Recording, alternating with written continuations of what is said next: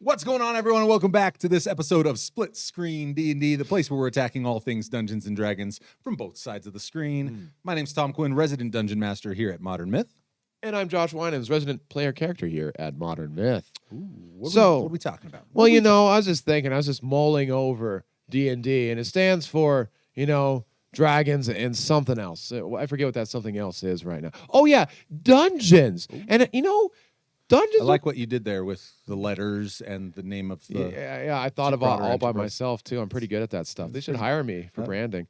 But I think you would be toppling WotC's marketing empire. Right now. Not touching that right now. But ladies and gentlemen, what makes a great dungeon? In fact, it's so much of tables. That's where a lot of the time can be spent is in the dungeon. What makes them interesting? What makes a good dungeon a good dungeon? What makes a bad dungeon a bad dungeon? So I thought that would be fun to explore today here on Split Screen. I love it. Before we explore that, I'm going to turn to all you beautiful folks at home. You guys have been crushing it, loving all the interactions in the comments. Keep on smashing that like button. Keep on dropping those comments. If you haven't already, smash that subscribe button. If you want to support content for Modern Myth directly, you can get to us at patreon.com/modernmyth.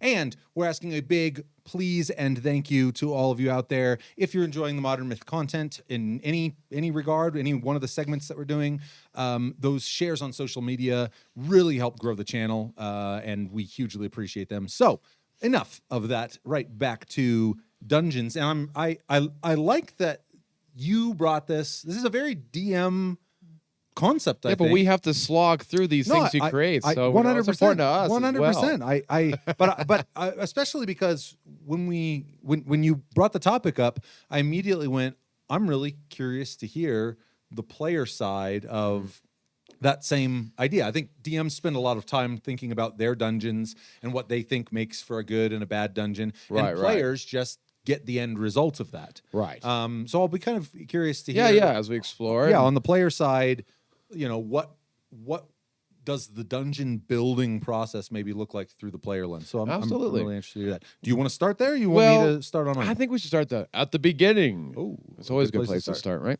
So I think why do dungeons exist? Period. In the game of Dungeons and Dragons, despite it being in the very name of the game. Yeah, well, I'll say that's a huge anchor point of a lot of what I have to talk about. So, okay, gotcha. I think that's a great place to start. All right, let's do it. If I'm kicking it off, I would start by saying that actually really depends on what we mean when we say Dungeons and Dragons, because I think the dungeon means something very different depending on what edition you're playing. I think in 5th edition, it serves a very different purpose, or maybe it serves the same purpose, but it certainly doesn't serve it to the same degree. I think that it once did. But why? What is the dungeon ideologically? Mm-hmm. And I think there's an implicit social contract in the dungeon itself that. Well, as an example, if I provide you some quest hook that's taking you to a dungeon, sweet. I think implicit in your going in there is, hey, I'm going to risk my butt going somewhere terrible. Yep. Part of that contract, for instance, is there's going to be some reward. Something will be gained for that. That's huge. And I think as a starting point, definitionally, what is being promised to you is not the same if we're talking about the purpose that, what the dungeon represent ideologically in the old school space versus, say, the 5e space. Yeah, for because sure. I think, no doubt you were going to get your rewards. You're going to get your XP. You're going to get your loot. These are mainstays. But I think from a construction standpoint, if, let's say, the social contract is something like this, there is a dungeon of unknown depth. But just by nature of our understanding of the game and kind of the social contract of the dungeon, as a player, that the deeper you go in that dungeon, the more dangerous things are going to get, and the better the loot is going to be. Yeah. I think that's a not an uncommon 90% understanding. Of the time. Yeah, that's what I expect walking in. But I think that too is that's a pretty old school grounded concept for the dungeon, because I think there's many opportunities in the 5th edition space. This is not to say you can yank away those material gains, but I don't think, and I shouldn't lay this at the feet of editions. I should lay it at the feet of the dungeon. To my way of thinking, represents the dungeon itself is an enemy to contend with. Right. But that's only the case if, part of the teeth that the dungeon has is in the fact that it's a horrible, poorly or non-lit place. Mm-hmm. It is very likely a dangerous place, and all of those aspects of the dungeon, I think, are tallied. The way we track that, the way we continue to build that tension in that space through things like, diminished vision. I would say 5th edition has more races that kind of have the inherent ability to manage this. I will say the DMG, and maybe it's the player handbook, I can't remember which, but is pretty clear about what dark vision actually means. It does not mean you see like it's you don't have middle of night the vision day. goggles. Yeah, Or, and I think it would be fair to say to any character with night vision that, like, okay, you understand that there's movement out ahead of you. I don't even think it'd be unreasonable for the DM to go, whereas your human companion is like, what the heck's going on, guys? You're like, well, there's definitely something in the room with us. Okay. Per kind of the definition that you're provided. But I also think that there are many tables that don't utilize dark vision in that way. They utilize it in a much more liberating way, which diminishes the teeth of that dungeon. It doesn't allow. That's one of many aspects of the dungeon. I think there's many, especially in the 5th edition space, inventory management, encumbrance. Right. These are all. Each one of these is a fang of the dungeon that compound over time. And it just depends on how much you are leaning into the aspects. And I mean, very clearly, that was the original intent of the dungeon space. But I think it's not uncommon in the 5th edition space anyways to go into a dungeon. And I don't think a dungeon has to explicitly be any, it doesn't have to be a hole in the ground or a cave or a mine or whatever. I mean, I think you could run the underbelly of a city it can wear many, many different clothes.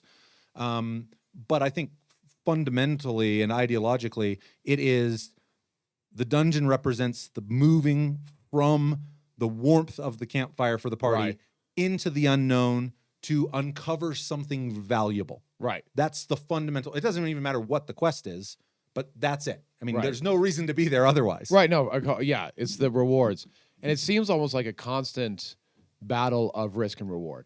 Is going into this next room worth the risk, and is the reward risk? And so it's a constant battle of, depending on the teeth that the dungeon master is using with the dungeon, is using all the little surprises they have at their fingertips. There might be a time after the first room you get your absolute butt kicked, and you have to be like, okay, either that was a really hard first room, or hey, maybe this is not the time to explore this dungeon. Right. I mean, so yeah, I hear what you're saying. Yeah, and I think that notion, the notion, I think you nailed it. I mean, I think the entire tone and temperament of the dungeon should be a constant ratcheting of the risk is increasing with every step we take deeper into this place. Right. But with that, we have been promised that so too will the rewards. Right. And I mean, this is constantly reinforced in video games. I mean, oh, definitely. Diablo, I think it's reinforced, broadly speaking, in the Dungeons and Dragons landscape. I mean, it's one of the few places where I think it's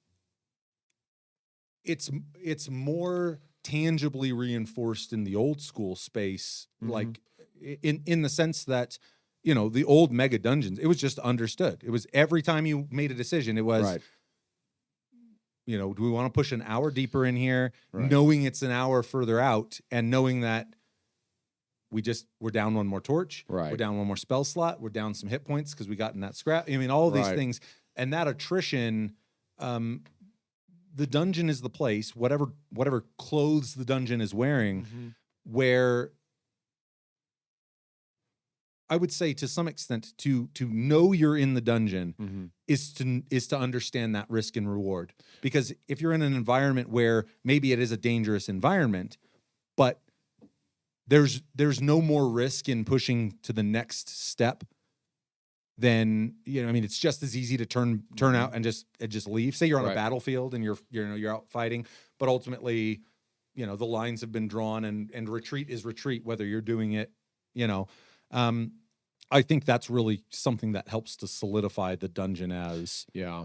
as a so as a player, I'd be Yeah. curious to hear what your thoughts are on the fact that I think broadly speaking, like I said, this is certainly not I don't think there is any consensus by play style. Yeah. But I would say it's pretty fair to say that more 5th edition tables have abandoned encumbrance rules, inventory management. To some degree, but yeah. Yeah. Well, then Oh my gosh, compared to OSR, yes. No, Yeah. yeah. Where you're or really, I literally- think every prior edition has kind of yeah, done that. Yeah, I think 5e.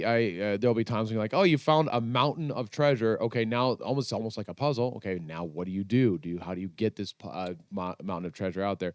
Maybe you have a bag of holding, but I mean, you can only carry so much weight with a bag of holding. But well, it's one of those deals too with regard to bag of holding. I mean, the existence of that item yeah, is a circumvention of encumbrance. I mean, it Yeah, clearly it is. was designed because someone got tired love that. That's one of my of- favorite wondrous item, if not my favorite wondrous item in the entire game. And I mean, I think so many games for it being a wondrous item. Yeah, I mean, ask anyone who's playing at a 5th edition table, like, hey, have you guys found a bag of holding? And the answer, I think the answer is very telling to both how the players and the DM feels about tracking, all of the minutia of those experiences. Now, I in saying that, I'm not crazy about that phrasing, because I do think it's an important acknowledgement when we're talking about dungeons that the tracking of minutia, I think, is a pejorative to get around the fact that in that environment, I don't think I will grant you, if you're in the middle of a city and you're running around doing quests, meeting people, treating with nobles, whatever it is, how much do I care about the ration situation? How much do I care about, like, hey, well, so what did you eat yesterday? Right. You didn't say anything. and You're that at a just slows calorie down deficit. and that slows down the game too. If Oh, you constantly, yeah, Certainly. But I will say that whereas those considerations might detract from certain environments, the dungeon is one of the few places where I not only do they not detract, I actually think they enhance the situation. Torches being probably the most prime example of that. Yeah, and like rope length, or like that can become a real big thing. And I totally agree with a lot of that. I think at some tables excuse me, sorry if I suddenly got really loud. At some tables, I could see that rations especially may not be a big deal, but I could see definitely like there might be a certain dungeon where rations become suddenly a big deal. Oh, Like certainly. you're trapped in a room, and that is the puzzle. Is okay, you're trapped in here for days. How are you okay? You only get one shot a day to solve this puzzle, and if you don't get it, you have to wait another day, and you're ticking down on your rations. Right. You could certainly build an encounter Yeah. around that idea. But yeah, I think some tables like who will shy away from encumbrance and shy away from, and I understand why they would do that, but I don't think you should. What's the expression? Throw the baby out with the bathwater. There's some really good stuff there that don't be afraid to play with. So this is where that gets tricky, I think, with regard to dungeons, is in the discussion of sitting down that as DMs and players, and this can be different from campaign to campaign, different from table to table, different from if you're running the sci-fi horror campaign that I'm running. Yeah. I have a very different social contract with those players. I mean, they understand that when they come up against something, very, very good chance they're dead. Right.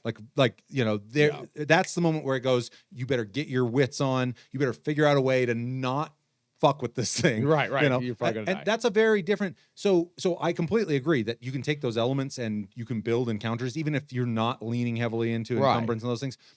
you as a DM, or say I as a DM, would be walking a fine line of going, hey guys, I know I've never asked this of you before, true. and that can feel kind of That's bad as a true. player to go, you're going into this dungeon, and now all of a sudden, all of these things that I've never asked you to keep track of. That's true. So it's just something to keep in mind. Yeah. But I do think I would just I think clearly there's some subset of the 5th edition community that has no problem with the fact that going into the dungeon, the experience is just a narrative continuation of, the dungeon isn't near the unique place that it is.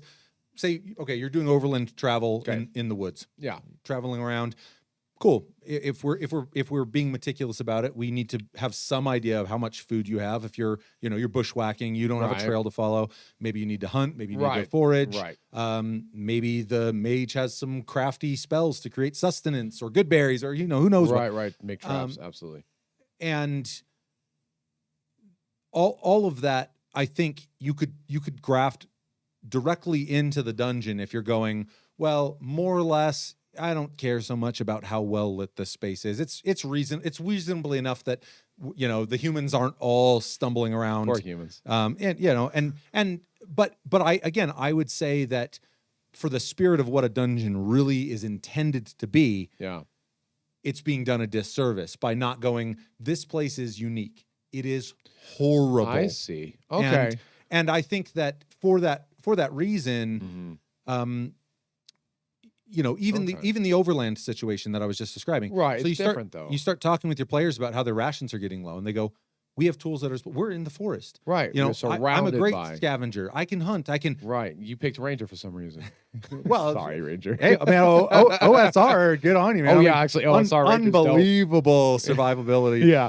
But it's also it's a deal where, that's one more element. The level of isolation that I think the dungeon serves to represent is precisely that. Yeah. Your rations are getting low, Okay. and there's no way to replenish them. Right. Your torches are burning out, Okay. and there will be no daybreak.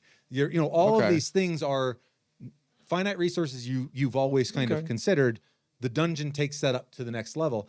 And knowing that we're going to go down another flight of stairs, Right. we've got a day's travel to get back out of here. Like, Yeah. talk about that risk reward build. Yeah, so yeah. it sounds like something important with when you build dungeons is like you want your dungeons to feel special, different than anything else, and probably like a very rougher system than anything that is a very unique. Like when you go into a dungeon, you know what you're in for, kind of a thing. Well, I say that if that's our understanding at the table. Like I said, Okay. many 5th edition tables, and I think we certainly don't live on the extreme end of that spectrum. We're extreme, baby. In either regard, but in the Rovers campaign, the Rovers campaign, I think in many ways does represent some of the schluffing of the bean counting that. Yeah, we get more into it than I think a lot of other tables. But I would say that is not an inherent boon. If I wanted to drum up a dungeon for you and go, Right. hey guys, I'm wanting to tweak this. So to answer your question, I think that's what the spirit of a dungeon is supposed to be. Gotcha. Now, again, if you're playing a game that is not embracing that aspect of it, where again, a dungeon is, you have some good narrative reason to be going down there, Yeah. and that you're going to catch some rewards for being down there on top of the experience you're going to gain, these types of things. Great. I don't think there's any, if everyone at the table enjoys that, but I think to some extent, the dungeon just being another leg of the broader narrative and not its own unique, isolated, quite frankly, horrible, terrifying I experience. like that it should be a horrible thing. I think it should be just horrible enough and getting more so with every step you take into it, Which I want to talk about. Yeah. such that such that players acknowledge the risk and still want to go there because the rewards will be so sweet to justify all of that risk. Right.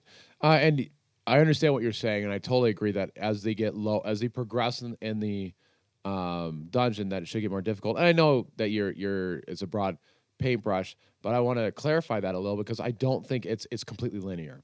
That every room is like slowly progresses more because it's not a perfect thing. You've heard of the flow state, Yeah. where you want things to be really challenging, so but not too challenging that it's insanely frustrating, but challenging enough that they feel gratification for beating something, but not too easy that it's just like whatever. There's no challenge. Well, what I would postulate is that the scaling can almost be entirely done if you are utilizing the tools and the resources and all of that attrition. That's enough scaling just right there. I don't have to. I mean, I might have more difficult and I might also That's know what that I think. you know as you go down there will be greater perils, but it's that coupled with the fact that you've got now a day and a half's travel to get back to the surface, and you're down to your last bundle of torches, and or whatever it is, that those added attritions are really kind of doing the ratcheting in many regards for you. I'll float this out. Let's say there's a dungeon that I create a procedural generation system, so there is no bottom to this dungeon. It'll just keep going forever. Sure. But what I have kind of promised you is that every level you descend, the quality of the reward increases. Okay. That if you get deep enough, you are literally I'm handing you the list of items that exist in the game. Cool. And going pick anything you want. It's it's down there. Gotcha. The only thing I think that fundamentally stands in the way of just grinding your way through that and long resting your way through that is the fact that at some point you're going to starve and you won't be able to see anything. I mean, those are there's plenty more munitions if you're a ranged character. All of these things that serve as the attrition in that space. But I think that the what I'll call like 5th edition only. I think there's plenty of people in the 5th edition space that came from much earlier editions. Sure. But I think I think there are also many people who the mega dungeon is not a 5th edition thing. No, really. not at all. I mean, I'm sure. Drop in the comments. I guarantee someone's out there listening going, I play 5th edition and we run mega dungeon all the time. Sure. Great. But it's it's not a cultural cornerstone of the and I think that the idea that you've gotten to the end of the dungeon, like that you can safely say to yourself, I cleared this dungeon. I cleared it out entirely. I think to some extent that's kind of a modern notion that that the scope of a dungeon could be such that at some point it simply stops being worth the risk. It's not that you cleared the dungeon. Well, it's that you have with every step forward you're assessing, is the next step worth the risk that we're incurring by getting deeper and deeper and I would actually argue that to some extent not every dungeon. There should certainly be 5-room dungeons. I mean, the classic 5-room dungeon trope. Right, but there's room. We're talking. I think we're in agreement. We're talking about the bigger dungeons here, not just a little tiny 5 dungeon. But hearing what you're saying, it feels like you're saying that the way you ramp up difficulty is through attrition, and I think that is one tool you have, but that shouldn't be your main tool at all, especially in the 5e space. I don't think. And I think that, like I was saying, like, let's say you fight a mummy or something in the next room, and maybe you just fight some kobolds. Yeah, it's a lesser thing. Maybe if I explain it like this. So you have levels of your dungeon. You have level 1. And in each level, you have like 5 rooms. Not every room should progress in difficulty. There should be a good mix. And not just, it shouldn't all be combat. Because otherwise it's a slog fest. No doubt. And so what makes a good dungeon, it sounds like it's difficulty. And I don't think that is one aspect of that makes a dungeon interesting, is that the dungeon increases in difficulty, which increases the wards. But I think the gameplay can offer so much into making a good dungeon a good dungeon. Oh, 100%. My only caveat to that is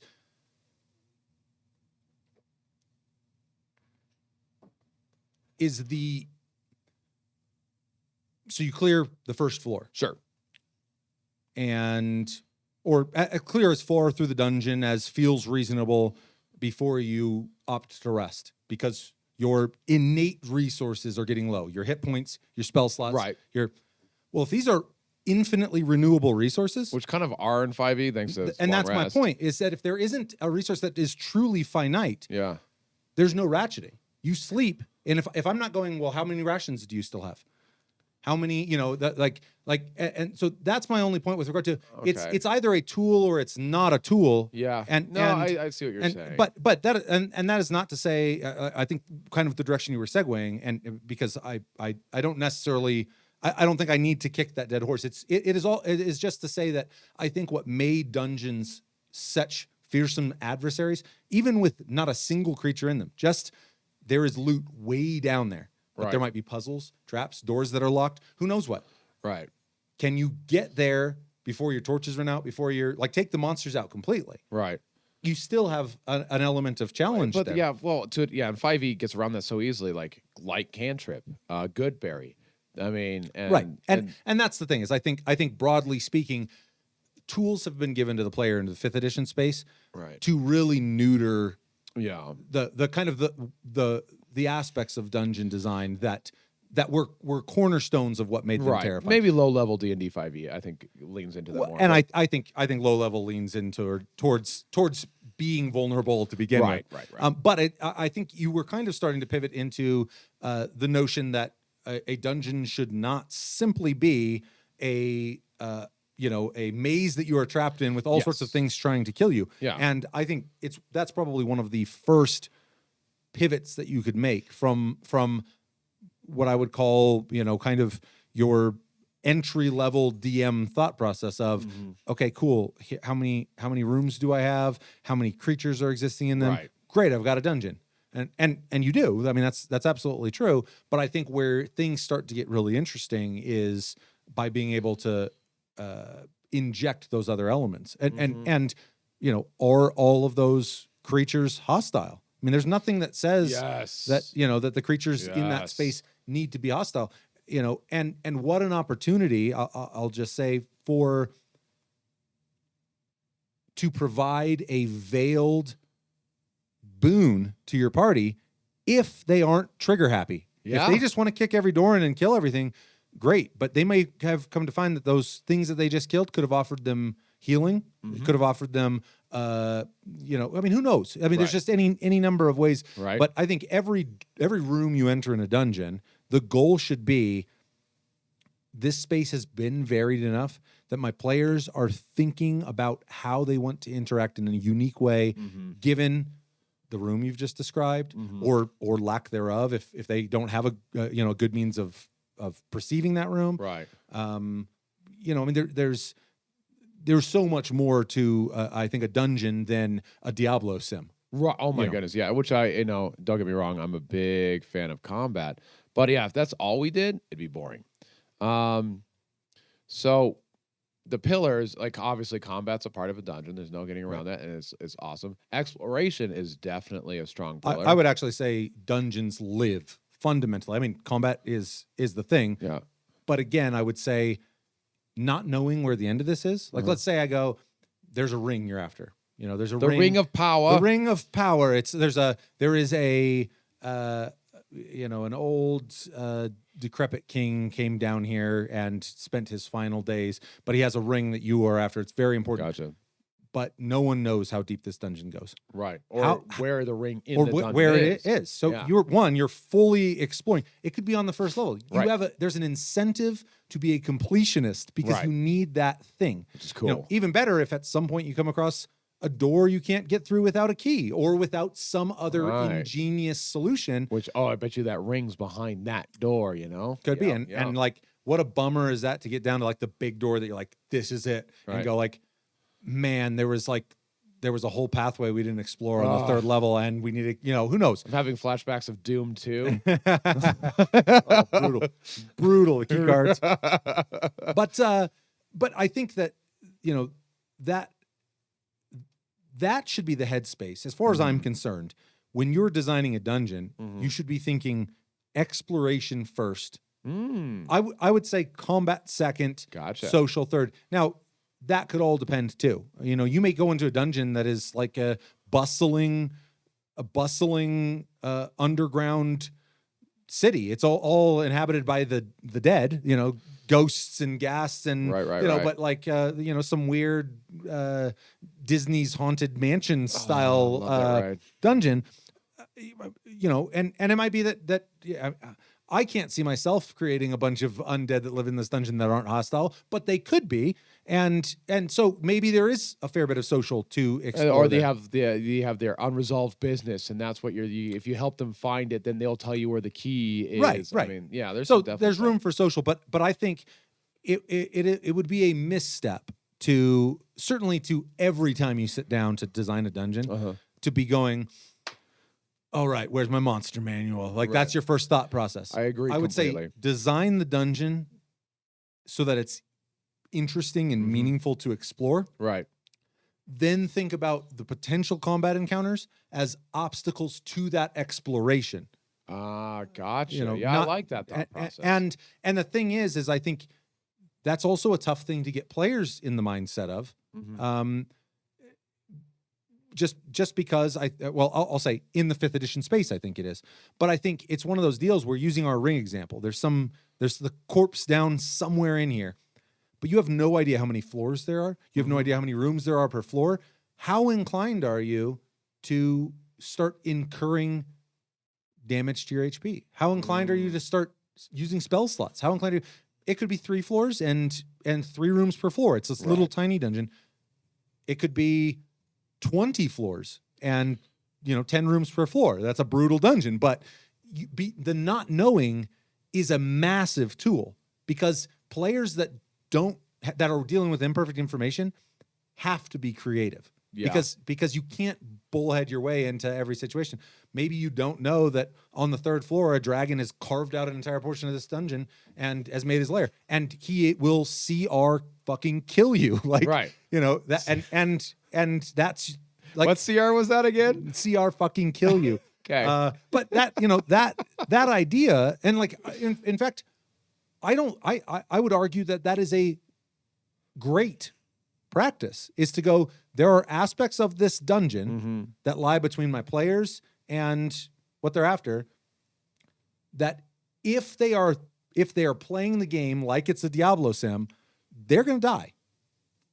And now, I don't mean that in an antagonistic or a vindictive way. Yeah, you do. I mean it in a way, and this kind of ties back to some of my feelings about the sharpening the teeth of 5th edition. Is, I think when combat is deadly, what you're telling your players is, maybe there's another solution other than combat. That's what I was about to say. And so that's not to say I'm shoehorning you into a fight. You have to fight, and it will kill you. It's to say there's something in here that if you bumble into the room and go, nah, fuck that, I got, and start swinging an axe, that's it. Well, and you could give hints early on in the dungeon, like, oh, here lieth Balthazar, the Ancient Red, or something like that. So that way that that's really on the nose, but something like that, to give some heads up. Yeah, I think there's tons of room, again, if you're thinking exploration first. Right, and you'd have to find that. That'd almost be a reward. That knowledge of what's further on in the dungeon is a reward, which helps them get even deeper. Yeah, 100%. And I think there's so much about the environment that would begin to tell that story. And I mean, I think really that's the layer. I mean, I think if you were doing a dungeon layout, let's say, as you're, here's the corridors, here's the rooms, and then going, do any of these areas have an identity to them? Like, this area has been occupied by goblins. It's a goblin warren. That's where I was going to go. Yeah. Like, There's a world building that can happen in the dungeon. Yes, that's exactly what I was going Yeah. towards. Yeah. Yeah. Yeah, and I think having that, if this quadrant has been, let's say it's the first level of the dungeon, and some subset of it, maybe a large subset, has been occupied by goblins. Well, maybe an adjacent subset on the other corner of this dungeon is occupied by some other type of foe.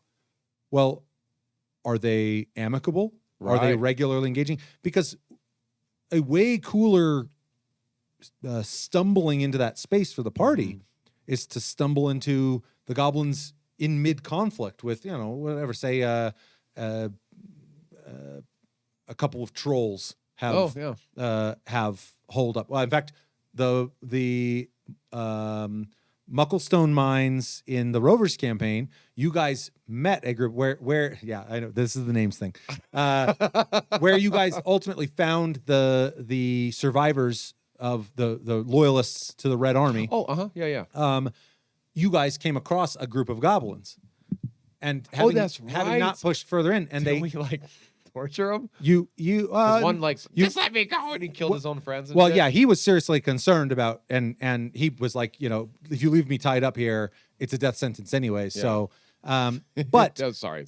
they had made reference. You guys never interacted with it, but that group of goblins were worshiping this feral troll deeper in the as and so there's a good example of kind of a relationship that was a very, I don't want to say symbiotic. Occasionally the troll would eat one of them, and they just kind of It understood happens. that like that's the price you pay for being in this proximity to a Right. god. But they're like you're talking about world building, it is way more interesting for conflicts to exist in this space. We want them on the surface. We want Right. them in our cities. We want them, there's no reason that, and it doesn't have to be conflict necessarily, but there are interactions that are agnostic to the players, or I should say ambivalent of the players.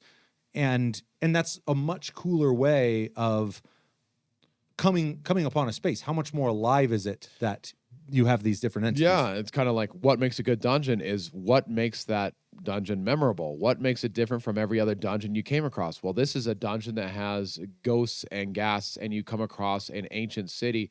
Oh, and that existed 10,000 years ago, and it once was the most prevalent city. All of a sudden, that dungeon is no longer just, oh, cool, it's dank, there's a water dropping in the corner, some stalactites, yay. Yeah. It like has such a different personality. Right. And yeah, I think that personality, I think anything that you could say about your broader world building, you should be able to say about the dungeon as a microcosm Right. of that. Right. I think, I think we've kind of touched on, like I said, I think it really just comes down to your table and your players, how you balance those pillars. But I really do think that in 5th edition, which I think is woefully underrepresents exploration, it's a Yes. place where you can really pay some service to that pillar That's a as a very good point. DM and as players. As like No. there's there's just not that many places where you can just go, hey, there's something you want here definitively, and there's 40 routes. Which one of them gets there? Right.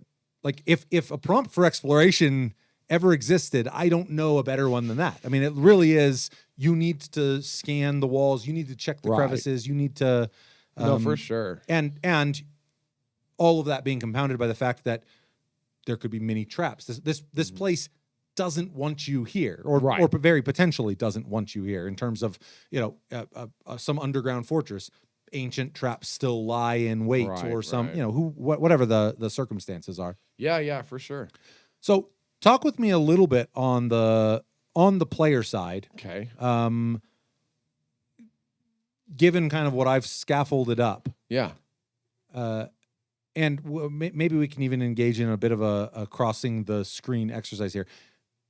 My question for you is, can you think of things that if you were a DM, you would enjoy about dungeons, or you would consider to be good features in a dungeon that maybe come in conflict with your feelings as a player?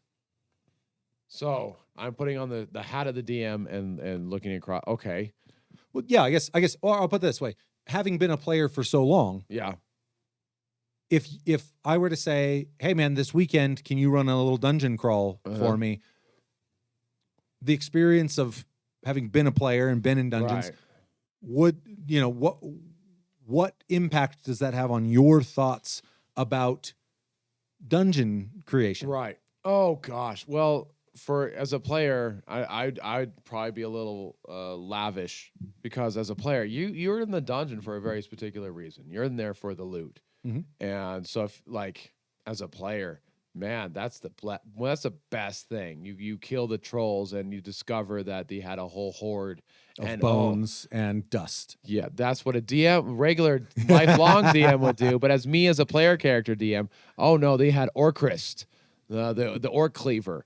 I mean, cool shit like that. I mean, so that's what it's just the rewards I think are so huge. Well, 100%. I agree with that notion. Does that change if you know you're not just running a dungeon crawl for me for this weekend, where you have to deal with Orcrist the next session and the next session and the next dungeon and do you know what I'm saying? No, like, 100% because there's certainly a push and pull there. I mean, I think every DM likes seeing their players light up when they find something cool, but obviously every one of those could serve as a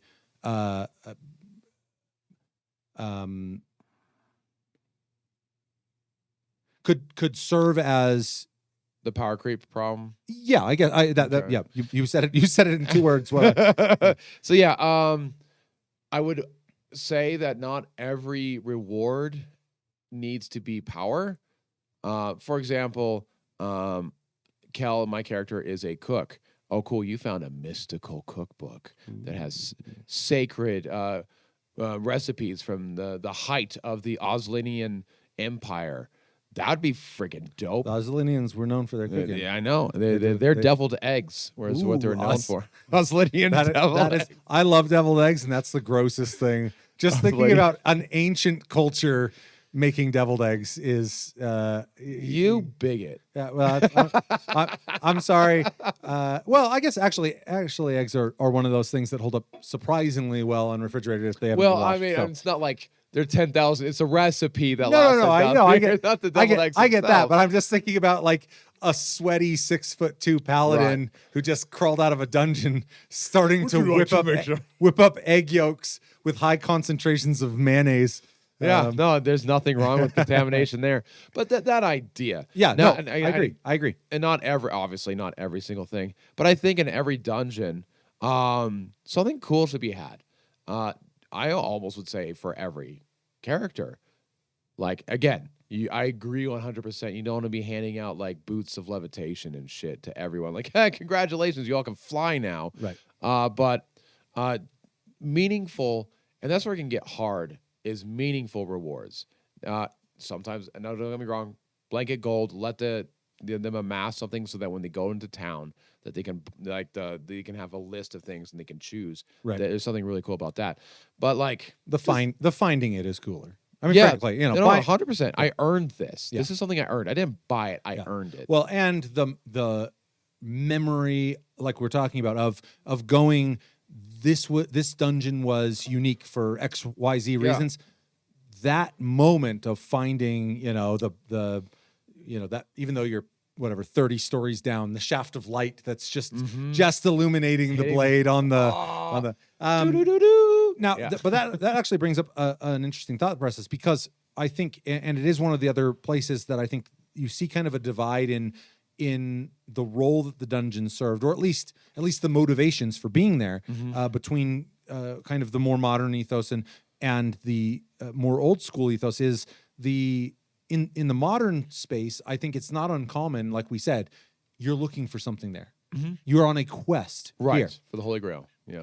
Anything. I'm sure you want it. It can be Holy Grail. Ring it of can Power be or whatever. It can be a deviled egg, like 40 You have iterations no of deviled idea egg. how good those deviled eggs. The Isilian, I've already forgot the name. Yeah, it was Orcillian, maybe you said. No, I think it's don't with know. an I. Oh well, yeah, whatever the case is. But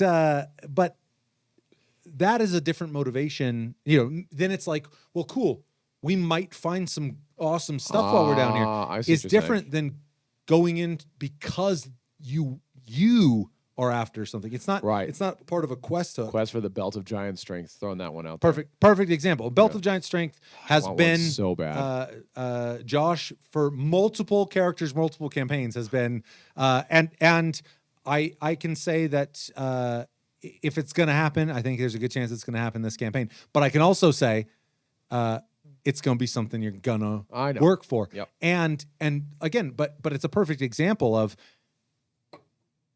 how much risk would you incur if you knew it was down there. I know you're you gonna don't do know the this. depth. I know you're gonna do You this. don't know, but that's what I'm saying is that's precisely the place every player should be Right. moving through the dungeon. Well, is, and knowing you, it's not only going to be that. It's going to be like, oh, did you know that the doomsday counter is happening for the entire world? Are you sure you want to get that belt? Like, it's, well, the Doomsday counter started like levels ago. So I mean, it's like it's actually like we're in the 11th hour right now. So, no, but I think that it is actually a very different thing for players to be in a dungeon for narrative reasons than to be in a dungeon for personal or pragmatic reasons. True. I consider loot to be a pragmatic. They know it's going to increase their ability to deal with tougher dungeons and that's bigger a different thing conflicts than And so I think when they've been instructed, more or less, a quest hook is instructing them, hey, there's this dungeon. Right. It's kind of a job. Yeah. And to a greater or lesser extent, it's a pass fail. It's we either get to this ring that we're after or we don't. Well, and then usually the quest has a reward itself. Like you deliver the ring of power, you get like tons of gold and shit. Yeah, no doubt. But there's no hard stop to you being in the dungeon for now. Obviously, if you're there because you're after a belt of giant strength, then and you have good reason to believe it's there, sure. But if you're in a dungeon where you're just going like, wow, we found some good loot on this floor, like good, really good, like a lot of gold. We found a lot of we're acknowledging that the potency of these magic items are growing as we're moving through here. The hard stop is really at what point can we still get out with all this stuff and our skin? Not, hey, we found the one thing we needed to find here.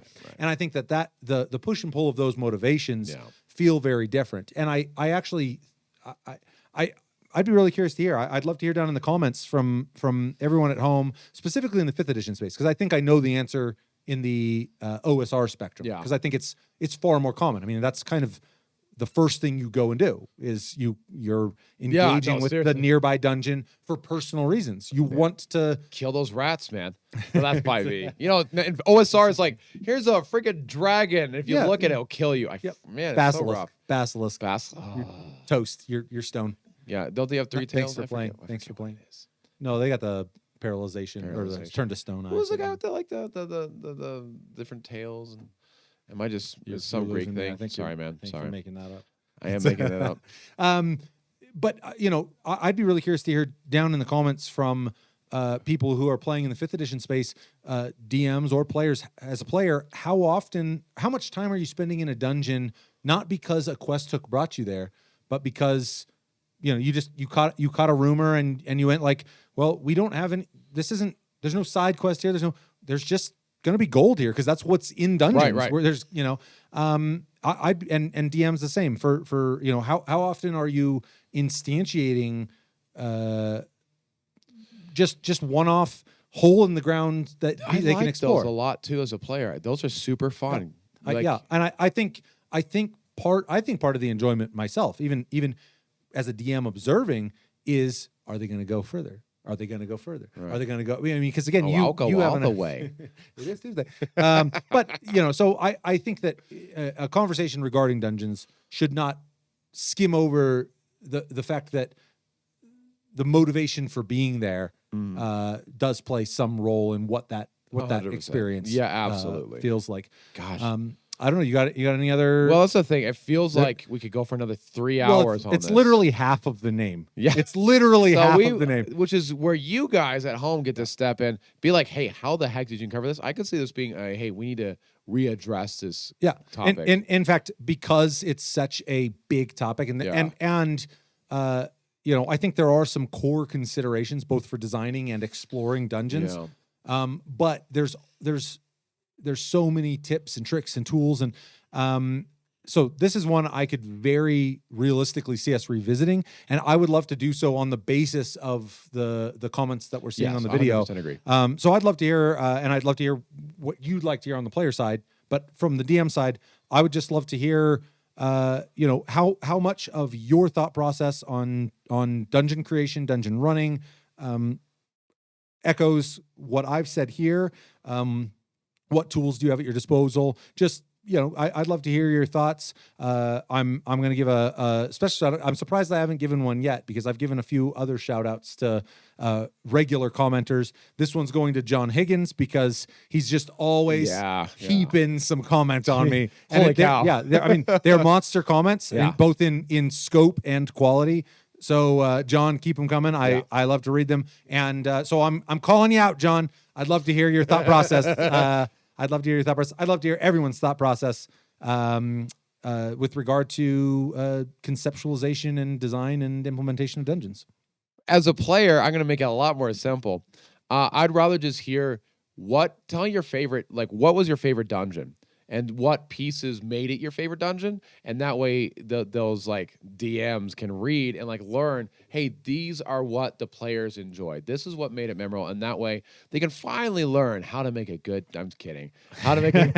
I'm such a dick right now. How to make a good dungeon. I think there's going to be a whole lot of no monsters, tons of loot in the. Well, I would very strongly disagree. No, I would not. As a player, I would disagree as well. I mean, I don't want to waltz in. A Yeah. dungeon Oh, either, absolutely so. not. Yep. But no, I'd love to hear that in the comments. You got anything to sign off? I don't. Yeah. No, I think we're good. This feels like a revisit. I feel 100% I feel like we only scratched the surface on this one, Barely. but we've tapped out. Hopefully, we gave you some little kernels of thought. Yeah, or hopefully something there. crunch on that. And like I said, give us stuff to crunch on. I'm crunching down in those comments, and I love it. I guess if nothing else, how do we want to take this one out? We'll go old fashioned. Just Let's take it old fashioned. You want to do it? You want to yeah, do I'll do it. Hey, internet, the world is yours.